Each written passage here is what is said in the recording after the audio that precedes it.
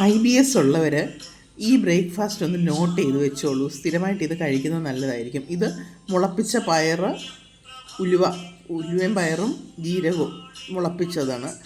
ജീരകം മുളയ്ക്കില്ല. പിന്നെ അതിൻ്റെ കൂട്ടത്തിൽ സ്പെഷ്യലായിട്ടുള്ളവർ IBS ഉള്ളവർക്ക് സ്പെഷ്യലായിട്ട് കാണിക്കാനുള്ളത് ഈ ഒരു കുഞ്ഞൻ വിത്ത് കണ്ടോ, ഈ കാണുന്നത് അത് ജീരകം അല്പം പരന്ന പോലെ ഇരിക്കുന്നത്. ഇത് ശതകുപ്പയാണ്. ഇതിനകത്ത് ശതകുപ്പ ആശാളിയുണ്ട്. ഇത് IBS ഉള്ളവർക്ക് ഒന്നാന്തരം മെഡിസിനാണ് ഈ ശതകുപ്പ എന്ന് പറയുന്നത്. ജീരകം പോലെ തന്നെ ഇരിക്കും, കുറച്ചും കൂടി പരന്നിട്ടാണ് ഇരിക്കുന്നത്. അത്രയേ ഉള്ളൂ. അങ്ങാടിക്കടകളിൽ കിട്ടും. നമ്മൾ മരുന്ന് കഞ്ഞിയിൽ ഉപയോഗിക്കുന്നതാണ്.